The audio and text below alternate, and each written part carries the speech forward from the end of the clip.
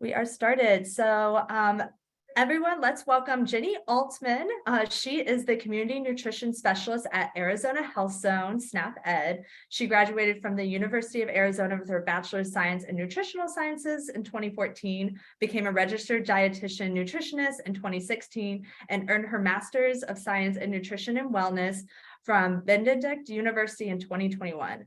Her current role includes providing professional development and training in the areas of nutrition education, trauma-informed nutrition messaging, creating nutrition-related content, and changing organizational practices, policies, and procedures with a trauma-informed lens. Jennie is passionate about inclusive and positive messaging and a person-centered approach to health and wellness. So this webinar is based on the Language of Health and Editorial Guide to Effective Communication to the Public. The guide is a messaging tool created by Cori Lorts. It is collaborated with the State Nutrition Action Committee of Arizona. Since its creation in 2019, the guide has become a useful tool and a reference for positive, inclusive, and consistent messages to many organizations. This presentation will look at how Arizona SNAP Ed's program, Arizona Health Zone, utilizes the language of health to support the trauma-informed and person-centered work. So I will put the link to that guide in the chat here if anybody's interested, but you're about to hear all about it from Jennie. And so I'll pass it over to her. Thank you. Thank you so much. Thank you for that great introduction, and thank you all for being here. We're going to talk a little bit about the language of health and trauma-informed approaches to health messaging. So I appreciate you all for being here and being interested in this topic and this big change that we've got going on here. So I'll skip over my introduction because Camille did an amazing job at making me sound great. And what's on the table for what we're talking about today. So I'll give a little bit of background on AZ Health Zone and the language of health history. It is really important as we dive into the language of health to talk a little bit about trauma-informed approaches, which can be a whole other series of trainings by itself. So we'll just take a very brief look at what trauma-informed approaches we consider when we're crafting messages. And then we'll take a closer look at the language of health guide, the different sections and the strategies that are in the guide. And I'll provide some guidance on how we've used it at AZ Health Zone, and hopefully that will inspire you to consider ways that you can use the language of health in your work. So getting started with the background.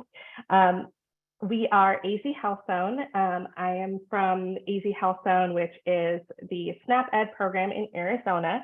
And it might look like a different structure than your SNAP Ed program. But what we do is we are the state implementing agency, and we contract out with local implementing agencies that service all of our many counties and do sort of the boots on the ground work. But we consider ourselves to be a community health engagement program that supports and builds collaborative partnerships aimed to improve health through increased access to physical opportunities, nourishing food, and education. So this map that is on the screen was developed by our wonderful GIS team, and it outlines our many counties and also our 22 federally recognized tribes within Arizona. So we like this map because, one, we like to acknowledge the indigenous lands that we're on, but then we also like the visual representation with these little locator balloons to show our local agencies that support every county, and to acknowledge that whether we are working on or off reservations, our programming has several touch points or can have several touch points with indigenous populations. So that is Arizona. And so more on our guiding framework, this just outlines our approach. We like to use multi-level intervention. So if you're familiar with policy systems and environment changes, we take a policy systems and environment change approach combined with traditional direct education in the areas of active living, childhood, and food systems. So an example of sort of how we can do a multi-level intervention is for our local agencies that work within the childhood sector. They might be working with schools or school districts on local wellness policy creation and changes. And maybe something that they can put in a local wellness policy is having direct education or nutrition education for children or staff. So that is an example of how we work on the policy change, and we tie that in with the direct education to focus on that individual knowledge and skill building. So that's sort of the what we do. And then at the bottom of this image, you'll see the foundation of this building. These are our values and principles at AZ Health Zone. So we value approaches towards health equity. And we use the Robert Wood Johnson definition of health equity, that everyone has an equal and just opportunity to live a healthy life. And we believe that to make our program try to achieve health equity or to work in a health equity lens, that we are community led. So we are consulting, involving, and collaborating with SNAP Ed participants on what they value, what they think is an important change in their community to make. And we also believe that we can't truly, authentically do this community engagement without first recognizing and seeing our participants as whole people, and to build safety and to build relationships with people that are walking into our classrooms or just simply existing in the communities that we wish to do policy systems and environment work in, is that we are seeing them for their whole selves, and sometimes that is their trauma and their lived experiences. So that's why we really value the trauma-aware approach to build relationships, trust, and do authentic work in the communities. So the Arizona Department of Health Services is part of our State Nutrition Action Committee. And so the State Nutrition Action Committee is comprised of several organizations that do nutrition and physical activity policy and interventions across Arizona. So we have things like the Department of Health Services, which houses our AZ Health Zone program and our state WIC program. We also have the Department of Education, the Dairy Council of Arizona, as just a couple of examples of these nutrition organizations that serve the state. And so you can probably imagine that with all these different organizations at the table and all of our different work plans, that we might not always have the same messaging or thoughts around nutrition and physical activity. So back in 2019, the State Nutrition Action Committee decided that we wanted to sort of get on the same page of what we're saying about nutrition across our state. And so through systematic research, it was really found that individuals feel most empowered and most motivated to make health changes when the messages they receive are consistent and positive. So the language of health was developed to do just that, to have positive and consistent messages. So what do we mean by positive messages? Positive messages are those that are encouraging and inspiring for individuals to be able to empower themselves to make healthy changes. And we do this through a strength and asset-based approach. So it's looking at what people are already doing an awesome job at and how they can build on that moving forward, rather than starting through a deficit approach and trying to start from zero. And so this is ultimately more inclusive messaging for a larger audience, and we try to focus on being non-stigmatizing, especially in the areas of weight and body sizes and abilities. And so what do we mean by consistent messaging? So we don't mean that there is one one-size-fits-all messaging or that one message is going to resonate with everybody who's reading it, but it is conveying a shared belief set to try to limit confusion and contradictions so that we who are putting out messages seem trustworthy and reliable, and that the people reading messages can feel motivated that they are receiving accurate information. So some more notes from Cori Lorts, the writer of the Language of Health Guide, is that the style guide offers strategies to create targeted messages. And targeted messages are those that are created for a group of individuals based on similar characteristics. And this differs from tailored messages, which are really looking at how can you make a message individualized for a specific person. So targeted messages are more mass messages, larger public health campaigns, nutrition education, things like that. So another thing to consider is that the guide provides a framework. It's not specifics on what you should say in every situation, because not every audience member is going to resonate with a certain message. So it's really important to keep that in mind, that it's not a say this, not that.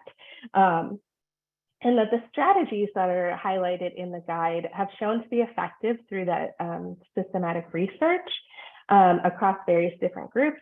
But the examples that are provided in the guide, and we'll talk more about this a little bit later, might not all have that same level of research into it. So it's always a best practice to pre-test your messages or to share messages with your audience before using very widespread.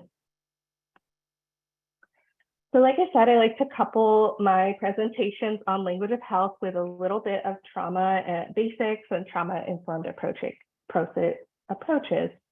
foundations. So why is it important to consider a trauma-informed approach? And that might be a question that you have if you are not directly diagnosing or treating someone's trauma. You might wonder, why is this relevant for me? Well, it is very relevant for any organizations that work with people to consider them as whole people. And the CDC feels it is important to consider trauma-informed approaches because they've identified early adverse experiences, also known as ACEs, as to be a significant factor that can negatively impact health. So trauma that's experienced at a young age can have a lifelong effect on an individual in almost all areas of functioning. We've got physical and emotional health. It can affect a person's ability to learn and create healthy relationships, and ultimately impact different capacities to learn and even maintain employment.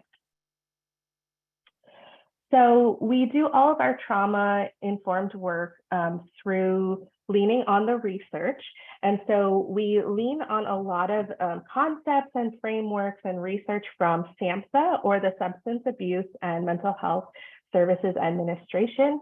They are a national leader in research and accessibility to mental health care and substance abuse information.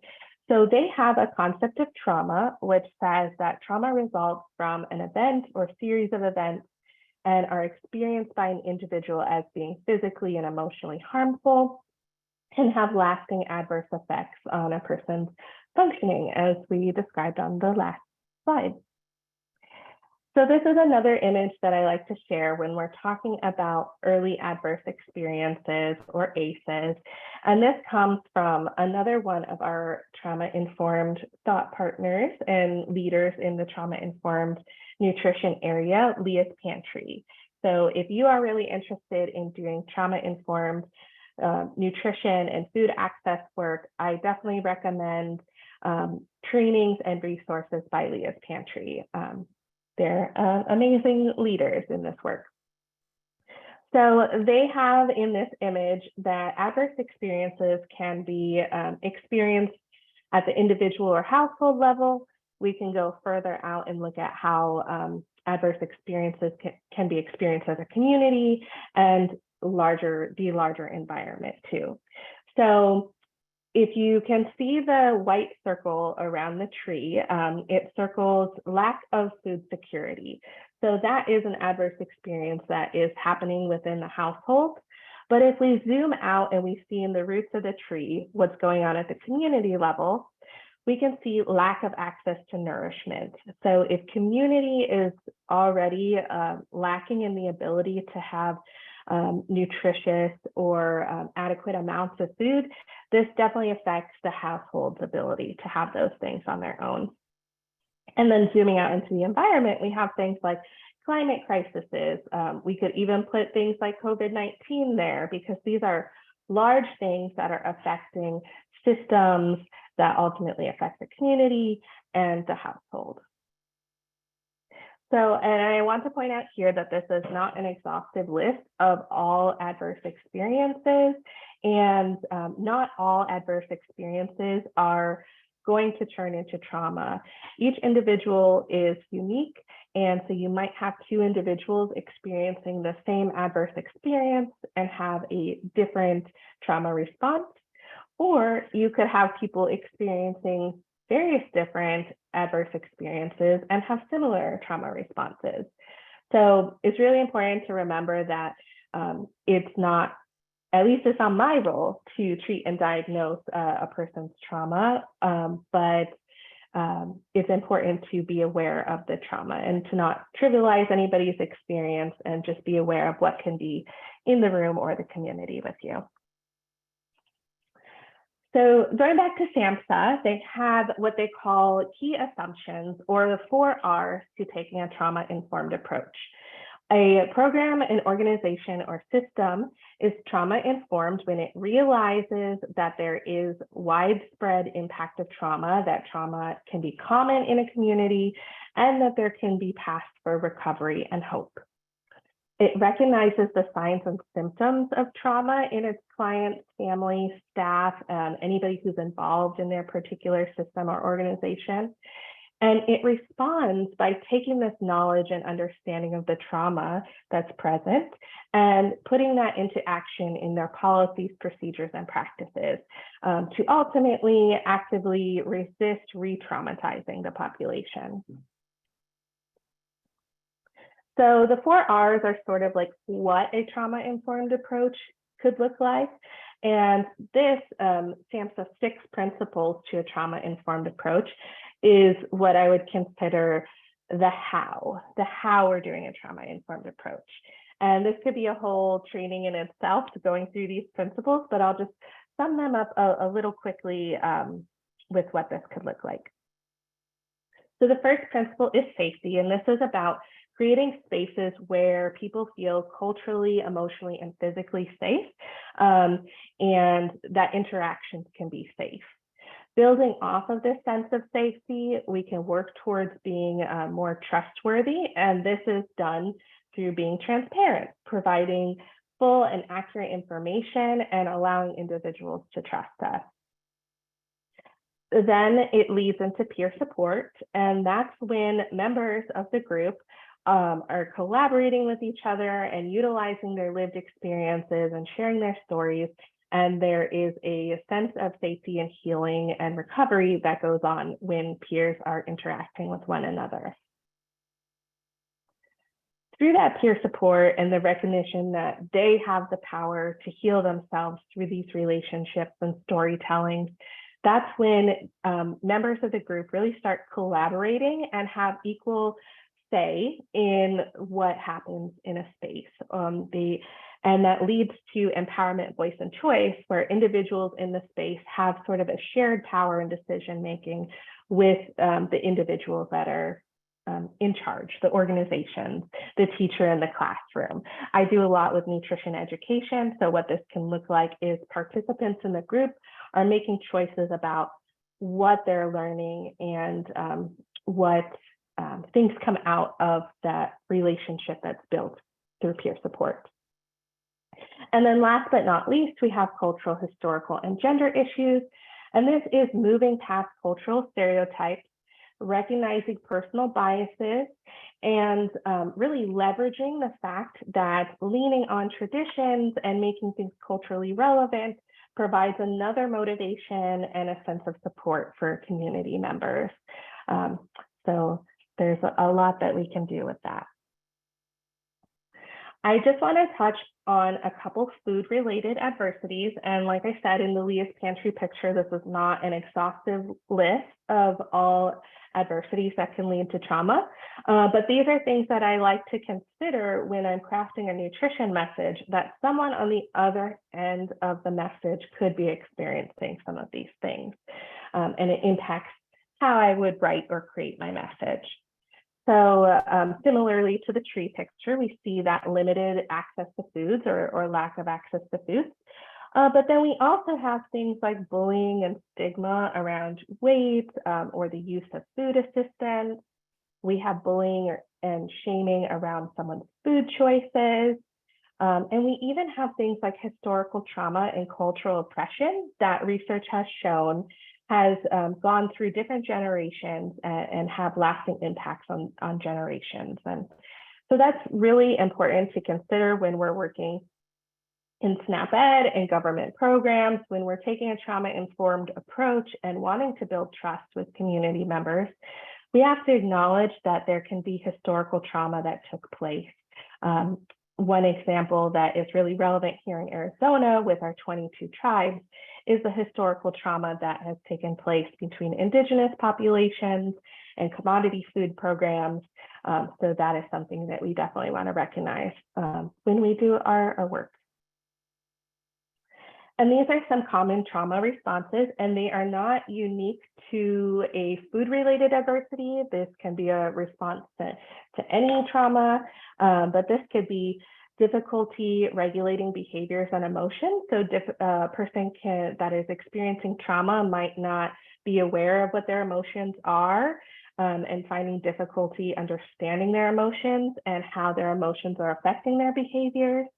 This can lead to adopting risky or unsafe health behaviors like developing eating disorders and having change in sleep habits. And then ultimately cause challenges in everyday life like active participation and ability to learn. So I know that was a lot on trauma, and as we talk about trauma, it can be activating. So if you are feeling any certain way, you need to take time for yourself, take a break from this presentation, that is okay. It is understandable with the topics here. But next, I'm going to dive into the language of health. So the language of health is what we consider at AZ Health Zone to be our trauma-informed messaging tool. So this helps us, again, stay in the lens of being trauma-informed and thinking about the person that's receiving the message. So the language of health has 6 sections. The first one is guiding principles for health communication. The second is health. The third is nutrition and food. Fourth is physical activity and fitness. Fifth is weight and body size. And sixth is disordered eating and diet culture. This is a quote from the excerpt of the preface of the language of health. And it really touches on the power of language and how what the words we're saying matter, and that we have sort of a responsibility when crafting messages to resist that re-traumatization, to not be stigmatizing and to be more inclusive. And so the preface is really powerful to read that and just recognize that we can be facilitators of change through our messages and wanting to do that in appropriate ways. So the first section is a little unique compared to the other sections of the guide in how it's formatted. The first section just kind of provides a list of best practices for health communication and then provides additional resources to sort of dive into those best practices. So a couple of those include focusing on the audience, meeting people where they're at, enhancing culturally appropriateness of messages, speaking from a form of collaborating rather than dictating. So instead of telling people, do this, do that, it's really being softer in our messaging to be more collaborative. These messages provide actionable behaviors. So messages are tangible and people can feel like they can make a change based off of message. And that messages provide optimism and hope. The additional resources, again, you can look into those more closely depending on the audience that you're working with. If you want to work on enhancing that cultural appropriateness, a good resource you could use is the Diversity Style Guide. If you are working on trying to make your messages more simple, the plainlanguage.gov is a great resource. And then if you are dealing with more trauma-informed messaging, there is a great guide to writing trauma-informed messages from the National Center on Domestic Violence, Trauma, and Mental Health. So the format does change for the rest of the sections of the guide. And so starting with section 2 on health, we have a guiding philosophy.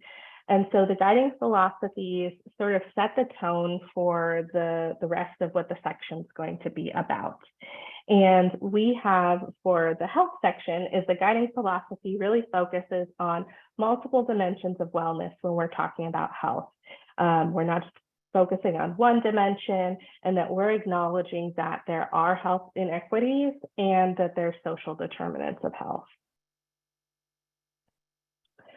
After the section starts with that guiding philosophy, we go into effective messaging strategies. And here are some effective messaging strategies for the health section. There are multiple dimensions of health. You'll want to use common language when discussing complex health issues.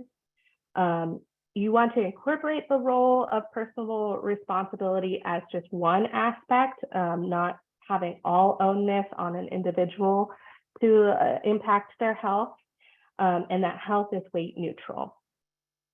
After we discuss the effective messaging strategies, the guide goes into strategies to avoid.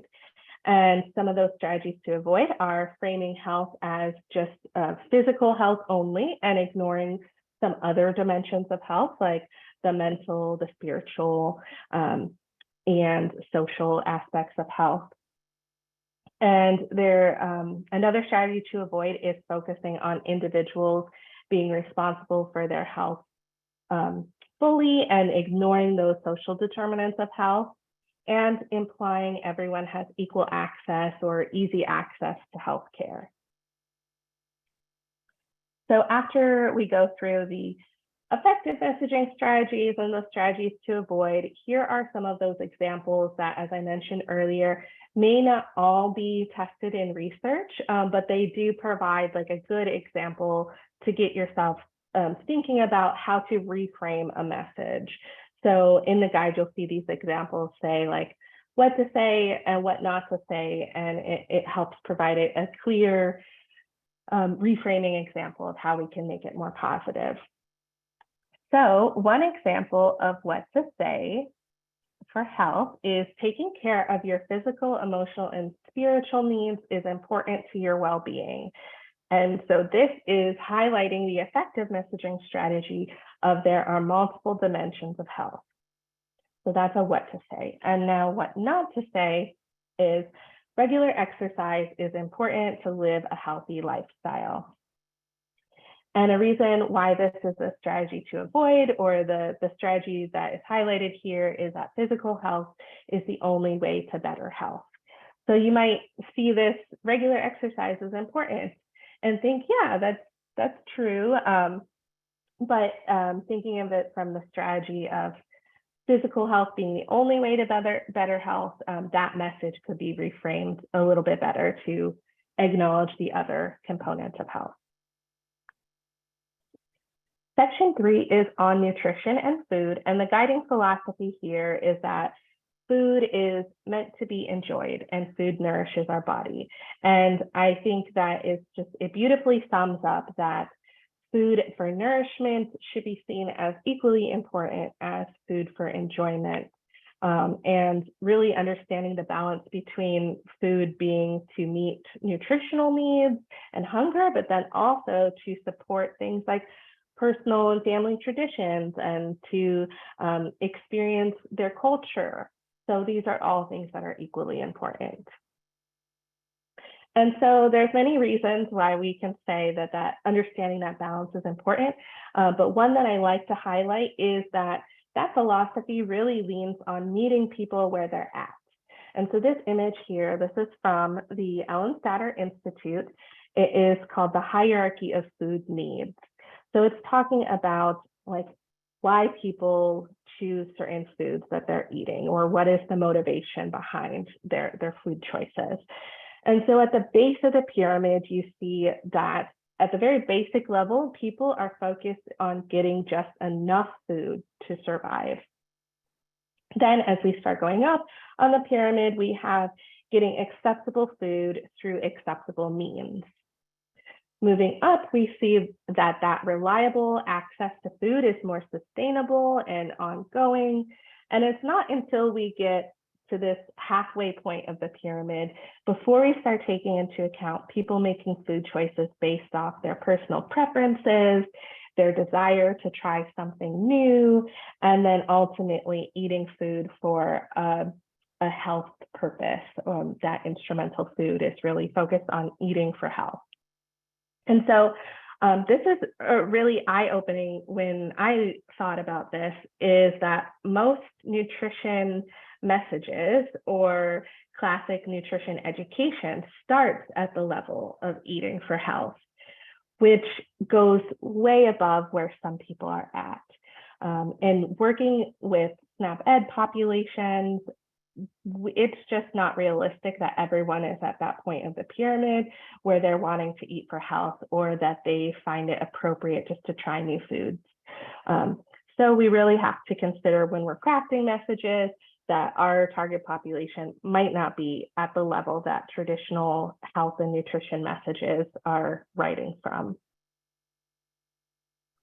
So going into those effective messaging strategies, some of the effective messaging strategies for nutrition and food are: food is meant to be enjoyed. The goal is a healthy relationship with food, and that all foods can fit in a healthful diet. You're really focusing on the positives, on why eating a certain way can be beneficial, rather than focusing on the deficits of or the harms of not eating a certain way. And using a variety of terms to describe healthy foods is really important. And focusing on intrinsic reasons to eat healthy. Why does that individual want to eat healthy for themselves rather than external reasons like weight or being more liked by society? So the strategies to avoid are framing healthy eating as something that has to be endured, sort of that like no pain, no gain. I'm making a sacrifice for my health. We want to try to avoid those messages. We want to also avoid messages that have absolutes or demanding words to promote or disparage foods. So always eat this, never eat that. We want to avoid assuming equal access to food and talking about food from a technical perspective, like focusing on calories and nutrient amounts rather than food itself, because people are eating food and purchasing food instead of just nutrients. And then again, citing those external reasons to eat healthy, like the weight and social acceptability. We want to avoid messages that support that. So the examples of what to say: there is no such thing as a perfect diet. You can eat food that is good for your body and you enjoy. So this is highlighting the effective messaging strategy of a healthy relationship to food. Something not to say: snack on celery and other vegetables. They are low in calories and can help with weight loss. So I feel like this could be a couple strategies to avoid here, but this one is highlighting that technical perspective, the eat this because it's low in calories. Section 4 goes into physical activity and fitness, and the guiding philosophy here is that any and all movement counts. Activity habits are more sustainable when they're safe, enjoyable, and culturally relevant. The strategies to avoid here, or the strategies that are effective here, there are various benefits to physical activity, not just focusing on appearance or weight loss, and that being active is possible at all fitness levels, and really leaning on that to promote activities that are weight and body inclusive. And then it's also an effective strategy to fit physical activity in with other life goals and to focus on what can be gained instead of what can be lost. The strategies to avoid are being active for your health as the only reason, meeting that a person must meet the national recommendations for physical activity, and assuming that everyone has a safe environment for physical activity. And then also that physical activity must be difficult to be effective. So an example of what to say. Yoga or stretching at home in the morning can clear your head and give you the energy you need for a busy day. And so this is highlighting that strategy to fit activity in with other life goals, because you're not just exercising for the sake of exercise, you're fitting it into you want to have a clear head and energy for a busy day. Sorry. But not to say is it's easy to be active. Try going for a quick jog at your local park.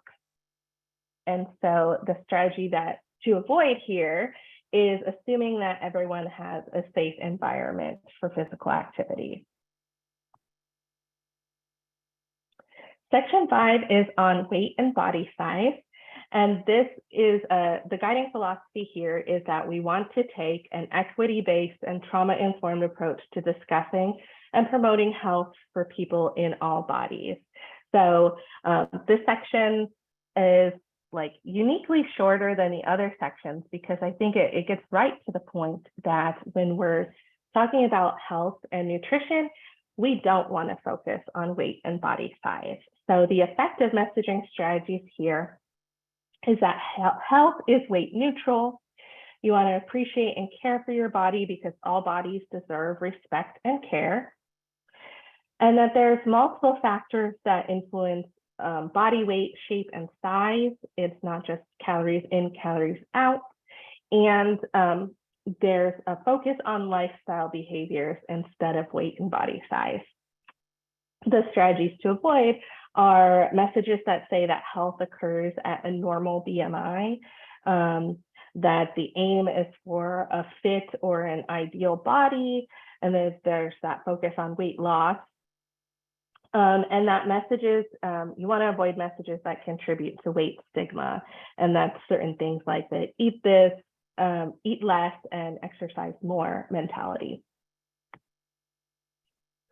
So an example of what to say is honor your body with nourishing food and movement that gives you energy so you can do all the things that are important in your life. And so that is highlighting that health is weight neutral. What not to say is don't drink yourself fat. Cut back on soda and other sugary beverages. And that's highlighting the strategy to avoid, aim for a fit body. And so you might see this asterisk here at the end of this, and this is noted in the Language of Health guide, that this can seem like an alarming message and shocking, and you might be thinking to yourself like, well, I wouldn't think of saying something like that. That is just too outrageous. But really, this is a message that was used in a public health campaign called Pouring on the Pounds. So it's just important to recognize that even though we might be in a space that we think these things don't happen, they are still prevalent in our society. And so that leads us into our last section, disordered eating and diet culture. That it talks about the road to wellness is paved with a healthy relationship to food, with food and self. And that's key to all the dimensions of wellness that we have here, the emotional, the spiritual, the social, physical, all of those things we can see clear interactions between food and our relationship to food. And so if we have a poor or an unhealthy relationship with ourselves and food, that just kind of sets us up for a long-term health issues. So this one is a section that is also unique because it starts with some key definitions to provide some background if you are not familiar with the eating disorder space or the diet culture space. So it starts by defining disordered eating as a spectrum of irregular or unhealthy eating patterns that can impact mental and physical health. So certain examples of that could be frequent dieting, feelings of guilt and shame when eating, restricting someone's intake, and having a preoccupation, lots of thoughts about food and body weight. And then again, doing activities to sort of balance out or to make up for consuming certain foods. So this can be exercising, fasting, purging, things like that. So that is the definition for disordered eating. That differs from an eating disorder, which is a diagnosable psychological disorder that can be characterized by some of those aspects that we see in disordered eating. But the key thing to remember here is that this is a diagnosable disorder, mental health disorder. And so those things are, those disorders, some examples are anorexia nervosa and bulimia nervosa. And then it provides a definition for diet culture. Diet culture is a value system that prioritizes certain weights and shapes and body sizes over health, or promotes the idea that thinness equals health. So here I just want to note that diet culture, it is a belief system, and therefore it is part of our social and cultural norms and values. This image here is the social ecological model. And what it's saying here is that decision-making about food intake and physical activity is within the individual level, but the individual isn't the only one that impacts their decision making. Each individual belongs to different settings and sectors and systems, and ultimately in this social and cultural norms. So whereas an individual might not feel that they're being affected by diet culture messages, or that they might not have that be part of what affects their decision making, ultimately it is the fact that they belong to different systems that are affected by diet culture. So if diet culture impacts our public health policies, that is ultimately impacting the individual. If diet culture is affecting our media and entertainment industries, that ultimately affects the individual. So it's just important to remember that it's not impossible to make changes at higher levels. It is more difficult to change the social and cultural norms, but because you're all here and interested in learning about the language of health, that makes me hopeful that by having these consistent messages, we can start to shape new social cultural norms against some of what's already been in place. So to do that, we have the effective messaging strategies of all foods are good foods. We rely on evidence-based nutrition strategies, and we talk about sustainable eating habits that are easy to fit into a person's lifestyle and can be done long-term. We acknowledge that healthy lives lead to healthy bodies and not the other way around. And we are promoting intuitive approaches to eating. And the strategies to avoid are discussing dietary patterns that limit or restrict certain foods or food groups. We're avoiding popular or fad diets that are short-term and not based in science. And we are avoiding messages that are promoting weight loss or maintenance and promoting a controlled sense of eating. So examples of what to say. We have recognize your hunger and respect your fullness. Feed your body when you're hungry and listen to your body to tell you when you're full. This is highlighting the effective messaging strategy to promote intuitive approaches to eating. And what to avoid is messages that sound like overindulge last weekend, detox on these 5 vegetables. And so that is highlighting popular but unscientific strategies. So I know that was a lot, but now we're going to talk about how AZ Healthzone uses the Language of Health Guide and how you can consider using it in your work. So AZ Healthzone uses the Language of Health as a reviewing tool. We use it to provide a framework when we're looking at external resources or the curriculum that we teach in community for acceptability. Is this aligning with our trauma-informed goals and values? We use it as a creating tool. So we do a lot of trainings and guidance using the Language of Health, and we use it when we're creating documents, advertisements, campaigns. We use it when we are recommending modifications to the materials that we reviewed, and we use it as our guiding philosophy when we're thinking about making trauma-informed organizational changes.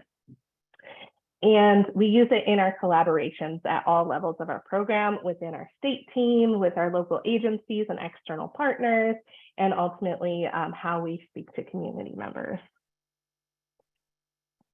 So we want to honor and acknowledge everyone's uniqueness. A trauma-informed approach is not a one-size-fits-all approach. It's a journey that's going to look different depending on each organization that's embarking on the journey, and even each individual that's part of the organization. And that is also takes into account each individual community that we're working with and the people within the community. So it can look different various ways. And the Language of Health and trauma-informed lens really values this versatility and the community-led decision-making for relevant messages. Lastly, a trauma-informed approach supports continuous growth.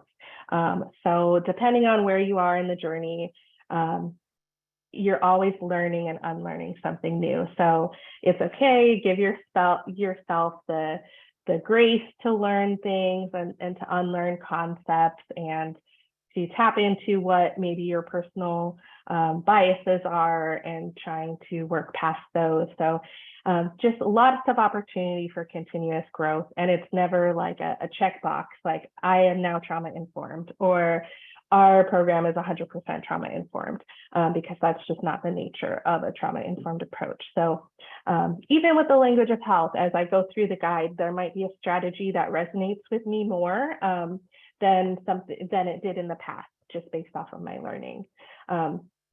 And the Language of Health is continuously growing too. We're talking about now looking at more current research and adding more effective strategies with more diverse populations. So if you like the Language of Health, stay tuned because we might be adding some more content in the future. All right, so that is all I have for you. Do you have any questions? Thank you for your time. Awesome, amazing. Thank you so much for presenting. We do have a few questions that were submitted prior to the presentation that Eli will help moderate a discussion. But if anybody has any additional questions, please feel free to put them in the chat or the Q&A session, and we will get going with our Q&A here. Awesome. Yeah. Well, Jenny, first of all, thank you so much. That was really thorough, really amazing presentation. So really, thank you so much. I'm going to start with one question that was put into the chat. I think I'm understanding the question correctly. Someone asking if you could discuss a little bit about triggers. And I guess the way I'm interpreting that question is, how do trigger warnings, content warnings, fit into some of these strategies you've described, if you've seen some kind of like ways that some educators have used them or not, and if you could just speak to that that is kind of like a hot topic outside of nutrition education, but if you could speak to that, that might be really helpful. Yeah, thank you for that question. Triggers are difficult to try to like go into it and be like, okay, I'm going to be super aware of all the possible things, because you don't know what could be triggering or activating for an individual. So just the fact that you are trying to do some pre-planning and thinking about how you can adjust your messages, it's not going to be perfect for everyone, because again, you don't know what everyone's unique experiences are, but just the fact that you're thinking about that in pre-planning means that you're on the right track, that you're even acknowledging it, because sometimes you can go into a space and not think about how you want to adjust your messaging. And the more you get to know your community, the more you can sort of infer that something could be historically in their experiences. So great question. Yeah, no, that's really helpful. And that it makes sense that kind of just being open or empathetic to the range of experiences for people that walk through the door seems to be kind of the way to, at least to be able to address it, because we're not going to be able to address every single one without that kind of interface. So yeah, thank you.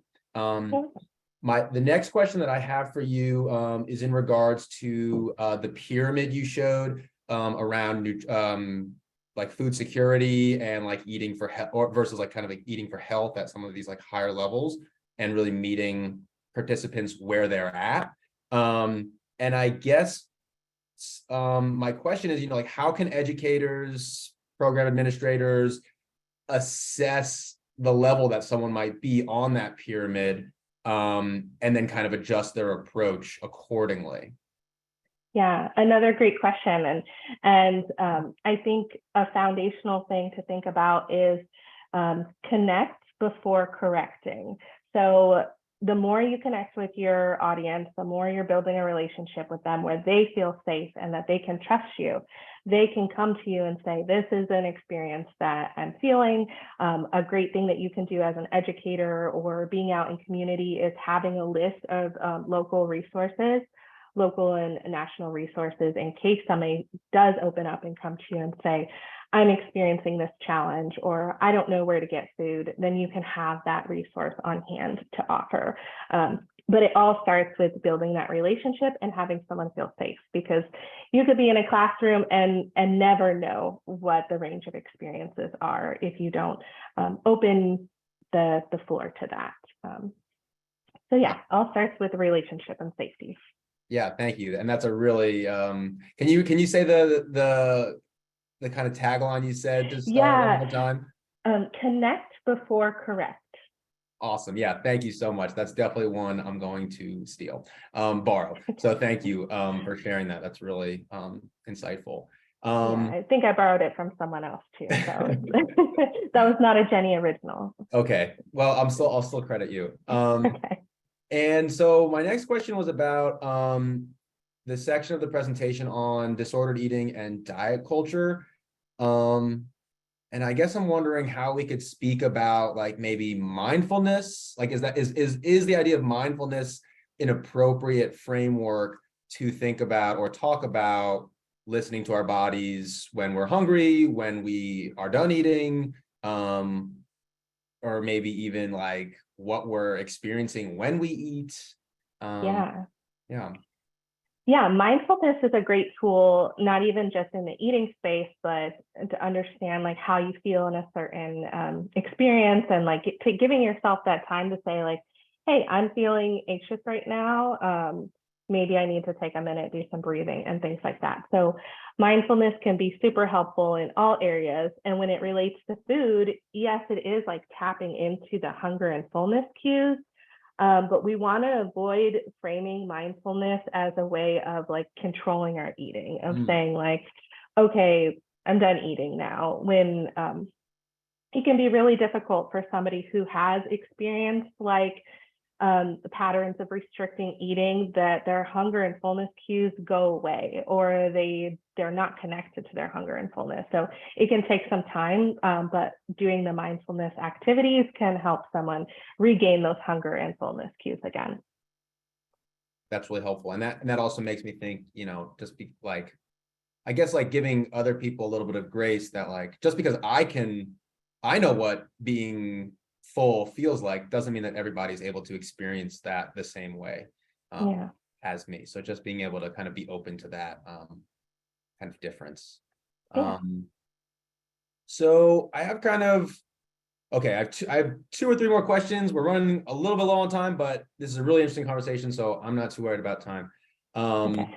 And just so everybody knows, this whole conversation is being recorded. It will be available online. You will be able to see the entire recording again and share it if you have to go to your next meeting, or if someone wasn't able to make it.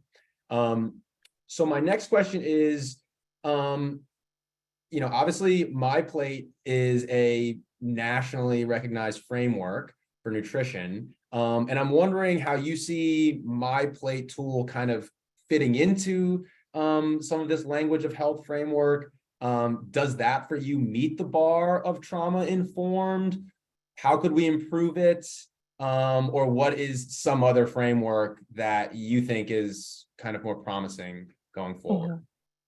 Great, thank you. That's like the $1 million question of figuring out how we take existing reputable resources and combining it with a trauma-informed approach.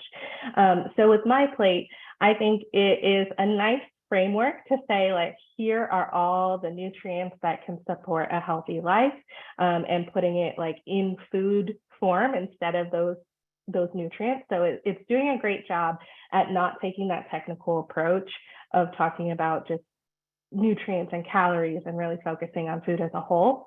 But there are some limitations, like images of the My Plate where maybe that aren't culturally relevant. Like some audiences may not consume dairy regularly, and having the dairy portion on there can be like it's promoting a specific diet as being okay or being ideal, when we're tying into that cultural aspect of the trauma-informed approach and making things culturally relevant, we are supporting someone in making healthy choices for them and having that tie into their culture. So maybe that's not drinking milk, but maybe that's having more like calcium dense leafy greens or something that is part of their culture or where they're from, what's a local food and things like that. So really trying to individualize the My Plate to meet people's cultures and to be relevant,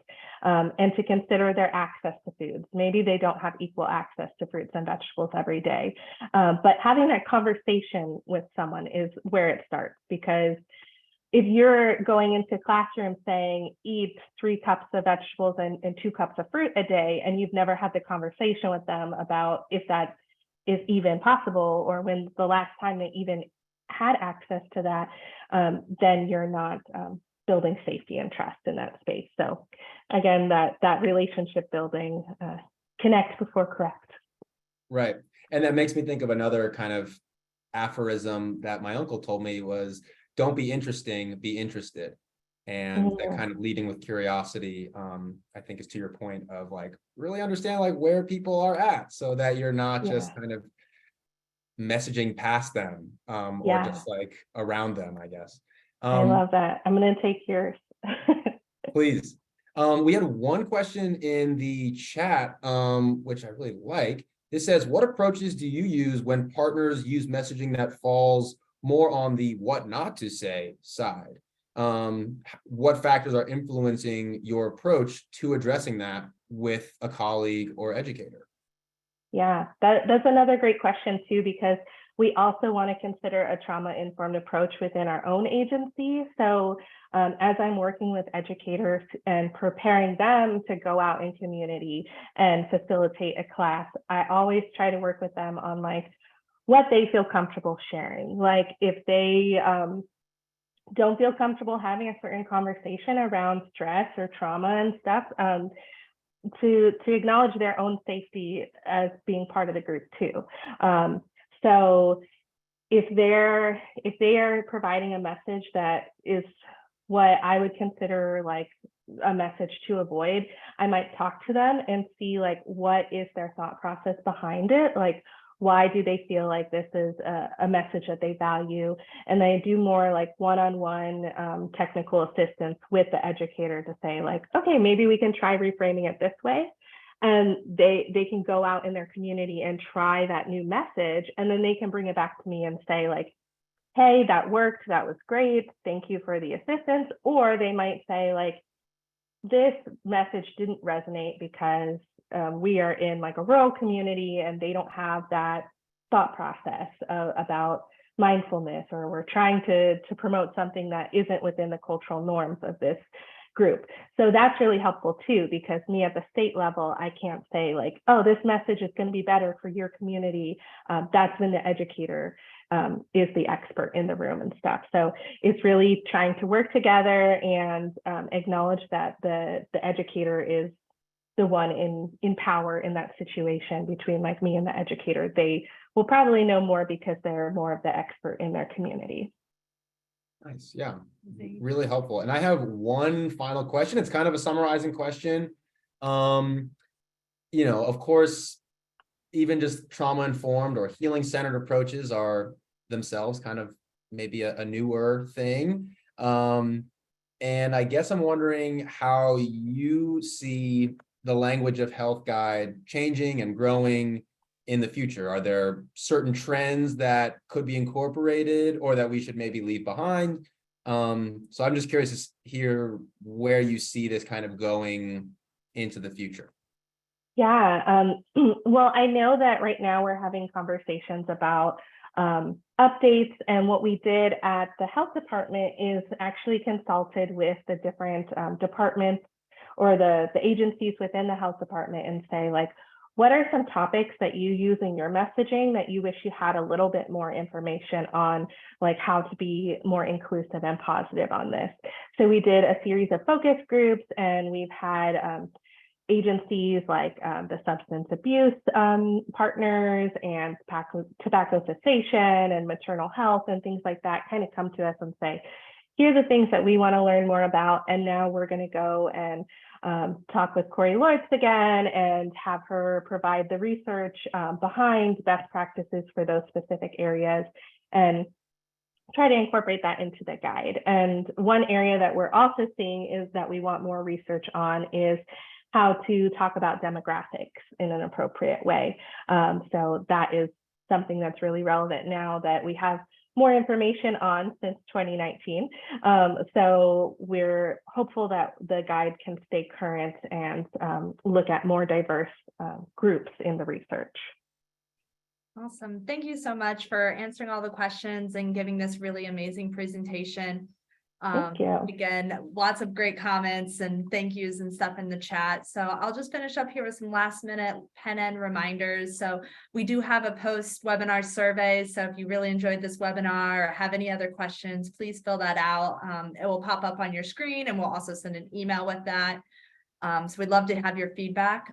We also have our next webinar on April 12th, which will be serving up a new approach to SNAP-Ed social marketing with the rescue agency. So if you're interested in that, the registration link is in the chat here, and we'll also send out an email and everything to our network as well.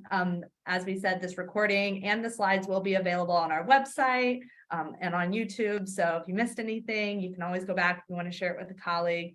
And then also today we actually announced our registration being open for our Pan Am annual conference. So if you're interested in hearing more about trauma-informed approaches and other programs and activities in the nutrition and SNAP-Ed space, we host a conference on June 13th through the 14th, and the registration ticket information is available in the chat as well. So thank you everyone so much for attending our webinar series. Thank you again, Jennie, and we will see you guys next month.